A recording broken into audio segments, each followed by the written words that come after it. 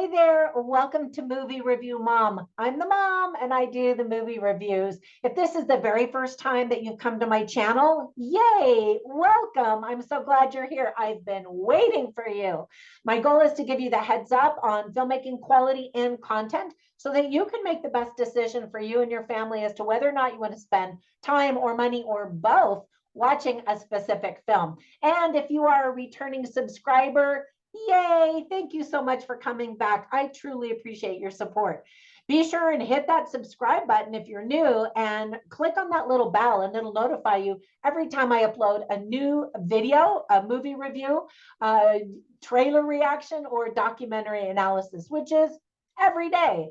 All right, let's get started. The movie I'm reviewing today is called The Journey Ahead. This Hallmark adventure drama movie is now available on video on demand and on the Hallmark Movies and Mysteries channel. It's rated TVG because it went straight to Hallmark and is an hour and 42 minutes. The movie review mom grade I'm giving it is a B. Let me explain why. I'll give you an overview in a nutshell, and then I'll point out things I liked and didn't like, as well as offer tips for parents, themes worth talking about, interesting lines, funny lines, if there are any, and movie recommendations that are sort of similar that I think you'll also enjoy if you like this one. Okay, ready? Let's dive in. The story is about a famous Hollywood actress and a young wilderness expert and their drive from Los Angeles to New York City. Along the way, both women learn they can't run from their past to create the future that they want. The film was directed by Linda Lisa Hayter and written by Aaron Eggman. So there were plenty of things that I really liked about this movie. First of all, Holly Robinson Peete does a believable job as a spoiled Hollywood star. Did you know that her father actually was the famous actor Matt Robinson, who was the original Gordon on Sesame Street? Isn't that amazing? And her husband is the famous football player, Rodney Peete. And her mom actually was a Hollywood entertainment manager of sorts. Anyway, Kaylee Bryant is the young, super judgmental, annoying millennial, but her character definitely warms up in the end. There's a very touching, tearful moment in Act 3 that made me get my tissues out. It was very sweet. We get to take a road trip across the USA, and that's kind of fun to go visit certain cities.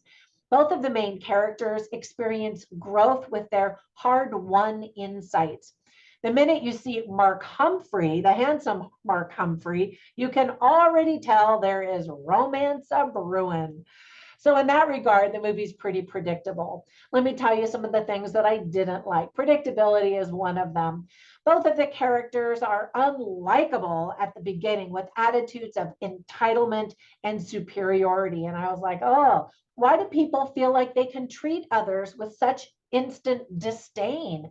I didn't like either character. And I'm like, oh, this is going to be a long road trip. We see several scenes and then they repeat shortly after as thoughts in one of the characters' heads in Act 1. That could have easily been cut from the movie to shorten the length of it, for sure. There are some slow moments. Act 3, surprisingly, felt very rushed as both characters suddenly made decisions that they had been resisting for years. Not necessarily without explanation, but just adamantly opposed to doing certain things. And then all of a sudden, okay. I was like, well, that was easy. There are some moments where odd things occur that just don't really happen in real life. For example, the characters are eating at this restaurant and this young girl randomly walks over to their table and starts drawing. And I was like, wait, what? Where's this girl's mother? And how weird is that? Has that ever happened to you? Comment down below. Maybe it is realistic. It was a very contrived moment to point out something about one of the characters. But there are other weird moments like that where I was just like, that's not realistic and people wouldn't behave that way or say that thing. And I was like, that's weird writing. And again, it felt very forced and contrived. All right, so let me give you some tips for parents. I think most kids are going to be pretty bored. I think most men are going to be bored. This is a Hallmark, romance and female empowerment type of a movie. There is talk of a lesbian relationship, which kind of surprised me. I know people used to look at Disney and Hallmark as being squeaky clean and not controversial. And for some people, this might be a little bit controversial that there's a character that is a lesbian, and then there's talk of her relationships, and then you see a relationship and that kind of thing. There's also talk of premarital relations. Some of the themes that are illustrated very well are adoption, complicated relationships, regrets, dreams, road trip adventures, phoning your loved ones, challenging yourself to do hard things, and the importance of education. I liked that message too. All right, so I always write down funny lines and interesting lines so that you kind of get a taste of the movie and the quality and the content. And so I'll just share a few of the interesting lines. Madeline, who's played by Holly Robinson Peete, the famous movie star, says, "I thought Katie loved me." Katie is her assistant. And Kaylee Bryant, who's this millennial, says, "Katie's paid to love you." And that was kind of like a rude awakening for her. Like she was like, "What? Everybody loves me."